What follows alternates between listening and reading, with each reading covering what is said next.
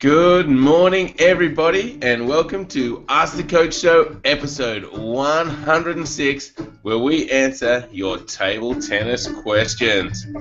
I've lost my show notes, and we're we're running a little bit late, but we're going to answer all your questions, so that's all you need to know. But essentially, today is Technique Tuesday, and we'll be discussing the forehand finish position. The 2015 Spanish Open also finished over the weekend, so we'll have a quick chat about the results there. And in the questions for today, we'll be talking about the backhand flick, the forehand flick for pen holders, and one of the most critical shots in the game of table tennis, the forehand topspin against backspin. As always, Supercoach Alois Rosario is here with me to answer your questions. Welcome, Alois. Morning, Jeff, and yes, running a little bit late today. Sorry, guys, and no show yesterday. So were you wondering whether we were coming back ever? Indeed. And what about that introduction, Alois? Just Yeah. a little bit stuttery, out of practice. Yeah, and you got it. And now you got to get your slide off too, Jeff. We want to see you. Okay, I'm back. I tell you what, there you go. he has one day off, and look at him. He's rusty as. Let's go. Indeed. Oh, well. Now, Alois, I was actually away camping on the weekend, tent, and it was up away from Melbourne a little bit. And at night it was freezing cold, and during the day when the sun came out it was really hot, which is quite topical because the last PingSkills question of the day was, do you like playing in cold or hot weather? What are your thoughts? For me, definitely in the heat. Like, I hate being cold and having to warm up and try to get hot, and and then your hand's cold and you can't feel the bat properly and you don't move properly. Oh, I hate that feeling. Yeah, so much prefer the heat. Like, I don't mind if I'm sweating and dripping all over the place, but yeah, I just feel like I'm doing something when it's hotter weather. Yeah, so definitely for me heat. But interesting on the comments, quite a few people enjoy playing better in the cold. So yeah, what about you, Jeff? Oh, well, because I was from Canberra, it was quite a cold place, so I don't mind the cold too much. And once you start moving around, you do warm up. But if it's too cold, yeah, it's the ball doesn't seem to come off the rubber quite as well. When it's hotter, that seems to sink in a little bit better. So I'm not sure, Alois. I don't think it really matters. I mean, and you can't really control the weather, so just do the best you can in the conditions you've got, I guess. Yeah, I've got bad memories of the old Albert Park table tennis centre that we used to play and train in, and I remember playing pennant there on a Wednesday night, and it was just a big old army shed basically. And I remember, like playing there, it was just freezing cold, and for the whole night you just couldn't get warm. And at the end of the night, you still couldn't feel your fingers, and the rubber's so hard and dead, and yeah, bad memories. Indeed, I also remember that place, Alois. And you're right, it was just an old shed, and so it just did not heat up at all in winter. It was just freezing. But then the opposite was in summer. It just like heated up and then kept all the heat inside this metal shed, and it was just so hot. Yeah, true. Very true. Oh, dear. All right, well, let's move on to the PingSkills question for today, which is, do you like playing against long pimples? So jump onto the website, pingskills.com, and go to the blog link and leave a comment to let us know if you like playing against long pimples. Okay, Alois, time for the ITTF tournament wrap-up. So over the weekend, the Spanish Open was on. What went on? Yeah, it was really interesting results. There was so many upsets and during the tournament. So the winner of the men's singles is like Maharu Yoshimura. So I watched the final. Good match. He played against Chuntin Wong, who we had a chance to see here in Melbourne. Oh, sorry, in Sydney when he played here last year. So Chuntin Wong, pen holder with a really incredible pen hold return of serve. But Maharu was just all over him, and like beat him 4-0, and really tied him up with his serve. Really didn't let Chuntin Wong utilise his really nice flick return by just changing up the serve all the time. So sometimes he'd put it into his favourite spot, but he'd throw him off balance a lot by serving into the middle, sometimes long, and just really didn't let him settle down at all with his return. So a really good win for Yoshimura, and hopefully that'll inspire him and get him further up the rankings. And in the women's, it was another interesting result. So let me just have a look at the overalls. So the Korean Jeon Ji-hee beat Hirano in the final.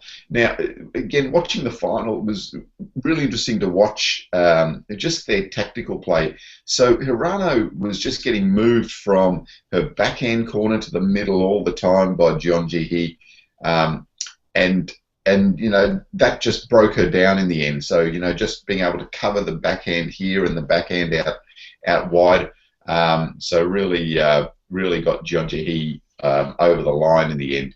So Jeon Ji-hee's, I think she's beaten Hirano 3 times, including in another final as well. So strong player. Good to see a left-hander. Nice to see another lefty getting up for the win. So interesting results. And so Mima Ito was the other interesting one too, Jeff. Yes, indeed. Yeah, so she, as we saw, the winner of the German Open last week. This week, lost in the last 16. Did okay, but also lost in the final of the under-21 event to another Japanese girl, Yu Hirano. I mean, you think about, she should be doing better in the under-21s, but, she's still, got another 6 or 7 years in the under-21s. So that's incredible in itself. So, so interesting to see, Mima Ito. And last week we did talk about the fact that, there will be ups and downs in her results. She lost to Yang Jiajin from Monaco, obviously born and bred from Monaco. 4-2 in the last 16. So some really topsy-turvy results at the Spanish Open. Really hard to get a line on anything there. Yeah, and I guess we see that a bit, Alois, in the results at the moment, that it's hard to predict the results because some players will do well one tournament and then the next tournament not so well, and I guess it shows how hard a game table tennis is. Yeah, and I suppose also the depth in the game. So I mean, it's great. Like you don't know the winner of the event, especially in these events where the Chinese players don't play. It really opens it all up for a wide range, and it really gives some good opportunities for players to experience winning and playing in finals of big events. Yeah, some really good events. Indeed. So well, that's some interesting results, and hopefully we'll actually, what I was trying to say, Alice, is we'll put a link to Spinify.com where you can see all of the results from the tournament, and then you can click on a player and see all their match history in the Pro Tours and their world ranking history, how many titles they've won. So take a look at that, and hopefully you can. It'll be a good way to check out all the results from the 2015 Spanish Open. All right, Alois. It is also Tuesday, which means it's Technique Tuesday, and today we want to talk about the forehand finish position. What can you tell us about the forehand finish position? It's just one of my real pet loves about table tennis, and the thing. Whoa, hello. And one of the things that I really try to stress a lot in the game. So we've covered it before, but this forehand finish position is so critical, and I see so many players just making simple errors because they just don't get it right. And I think it's something that you can really work on and get better quickly. I see a lot of players finishing over here and across that middle line of your body. Just get that bat up into this position here, up towards the forehead, up towards your eyebrow, getting your arm in that 90-degree position here, 90-degree position here. So all those things are things that you can start to really focus on, and just get that finish position right with the forehand. There's no compromise with it. Just do it. Just get that forehand finish position right, and you'll just be amazed at how much better your forehand gets.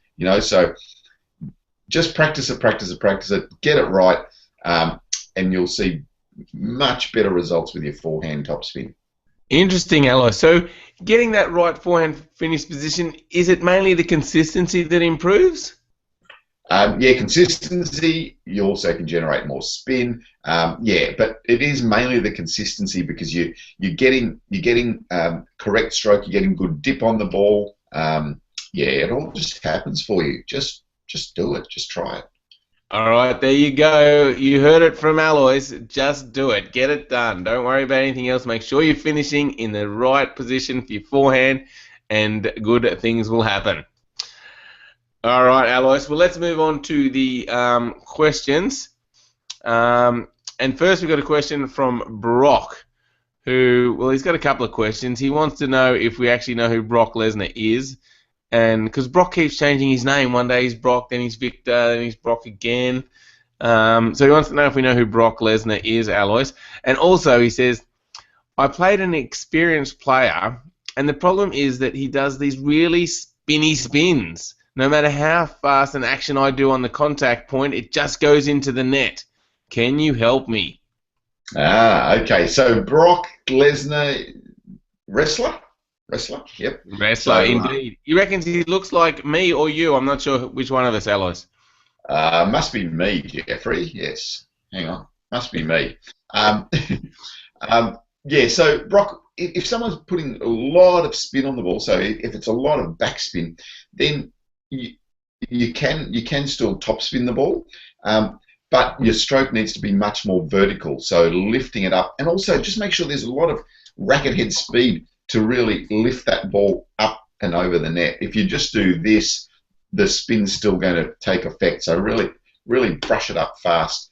The other thing is, if you can't topspin it, just use a push back, so really get the angle of your bat back and push forward on it that way, or even just lift it a little bit. So yeah, there's always a way. There's no spin that anyone can do that is not returnable. So just keep trying to learn, use the angles, use your strokes, use your technique. Good advice. Okay, all right. Next question is from Ilya, who says, I'm learning the topspin backhand flick, and I'm finding it to be a difficult shot. I noticed that it is easier to lift backspin and no-spin balls if I contact the ball with the very tip of my racket. Should I keep trying to hit the ball with the tip? Yeah, so the reason why that is easier is because at the end here is moving a little bit faster. So you can see that with the same motion, this part of the bat moves from here all the way to there. So it's a big movement. Whereas this part of the bat is only moving from here to there. So it's only a little movement. So because it's moving so much more, and moving faster, it's easier to lift the backspin ball and to generate that more topspin. So yeah, so if you are doing the topspin flick, that's a good place to contact it. And it is also good for the backhand topspin as well. Same principle, the bat's moving faster over the same amount of time. So so you're going to be able to generate more spin, more lift, all that sort of stuff. Indeed, yeah, good advice. I guess you just don't want to hit it right on the very tip because it's close to the edge. I guess it's a bit of a compromise. Yeah, I mean this sort of region here is probably ideal. Yep. So if you aim for that sort of area, if you get a chance to have a look at a good player when they're playing and have a look at the marks on their bat, you'll find that on the backhand side, most of it's here in this region here. Perfect. All right. Hopefully that helps you out, Ilya, and keep working on that shot. It's a good one to learn. Okay, Jung has asked, how do you do a forehand and backhand flick using C pen?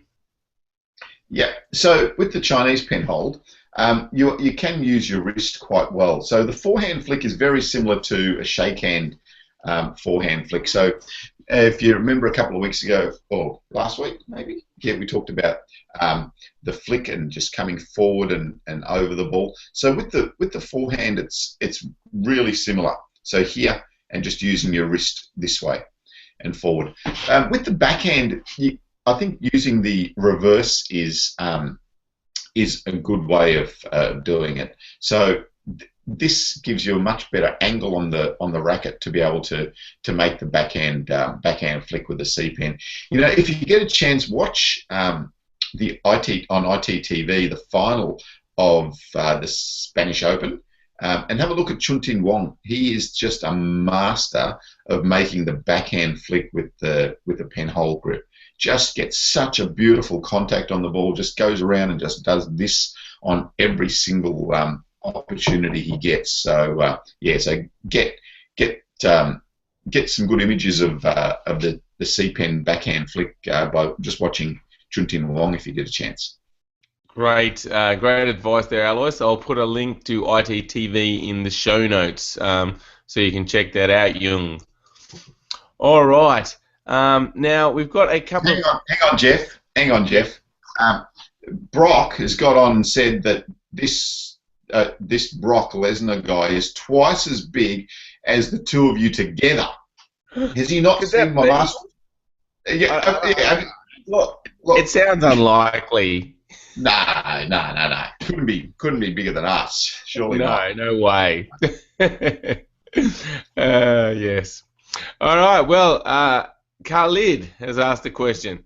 Khalid says, I have a problem with topspin versus backspin. Out of 10 backspin balls in a game, I can only return 5 or 3 with topspin. Some say my rubber is too hard. I've tried Vega Pro, Tenergy 05, Tenergy 80, all of them don't make me satisfied. Have you got any advice for Khalid?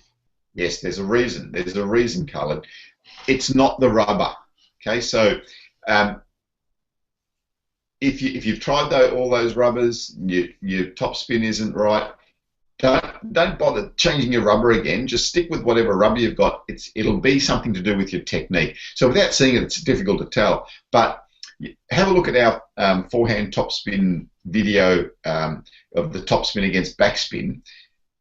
Have a look at the technique. Try to emulate the stroke that we're teaching you there, and you'll find that you'll get some success. Forget about changing your rubber. It is definitely not the answer.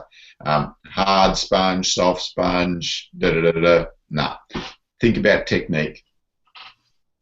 That's it. Love it. Very good, Alois. And I think if you think you're doing the stroke correctly but you're still missing, a really good idea is to take a short video of yourself and watch that back, because that will give you some really good feedback as to what you're actually doing. Because I think sometimes what you think you're doing and what you're actually doing aren't the same thing. Yeah, definitely. Like we often and I do it myself. You know, you feel like you're finishing there, but you know you're finishing here or you're finishing here. So it just gets some real footage of yourself, and it doesn't have to be anything complicated. Just get if you've got a phone with a video in it, just get someone to video 5 seconds of you doing that shot, and you'll be able to see what you're doing. Or if you've got a video camera, utilize that or anything. Just just get some images of what you're doing, or you could even just have a look at yourself in the mirror doing it with shadow play without a ball and see what it looks like. Indeed. All right, now Valentine has asked a question on the Google Q&A app, which is, hey PingSkills, I was wondering, is it possible, and if it is, how can one get sponsored by a table tennis company? Yeah, it's a matter of approaching the table tennis companies, and I mean, it's really basically all about your results. I mean, companies are looking for return with their sponsorship. So if you're at the top of your level, you know, in your state or in your country, then you're a chance to be sponsored by the table tennis companies. But probably the best way is to, I'm not sure, just approach one of the table tennis companies in your country. It's probably the easiest way, and just see if they can help you out in some way. Yep, indeed. Good advice. And I think, like you said, Alois, if you start playing at a club and start working your way through tournaments and playing in tournaments, I think, yeah, you probably need to be getting good results, like you said, because the companies want to get return on their money. So, yeah, just focus more on improving your level, and then you got more chance of getting sponsored. But, yeah, like Alois said, don't be afraid to write to the table tennis companies or speak to the table tennis companies and ask them if they'll sponsor you. All right, another question from me, Ian, is not in spin, but in a flat rally, is it better to move your wrist through hitting the ball, especially on the backhand, or not? Yeah, so in the rally, if you're playing a counter hit ball, you don't have to move your wrist through too much, because it's more about the control of the ball. Whereas if you are trying to put some topspin on the ball, then you can start to think about your wrist moving forward and through the ball, especially on the backhand side. Not as much on the forehand side. You know, the forehand is more about your full arm action and a little bit of wrist coming through as well. But the backhand, definitely you can utilise your wrist a bit more. So it just depends on how much time you've got, how much spin you want to put on the ball. Yeah, so you can utilise your wrist if you've got a lot of time, especially on the backhand side. Excellent. All right. Well, thank you, Alois, for answering all those questions. That wraps up episode 106. Hopefully you've enjoyed it and learned a lot with the forehand finish position for Technique Tuesday. That is really crucial. So make sure you, as Alois said, you get your forehand finish position just right. Thanks, everybody, for watching. Make sure you check out PingSkills.com and sign up for our free newsletter. And we will see you again tomorrow. Thanks, Alois. Thanks, Jeff. And yeah, see you all tomorrow. We're back again tomorrow. No more breaks. See you then. All right. Have a good day, everybody. Catch you tomorrow.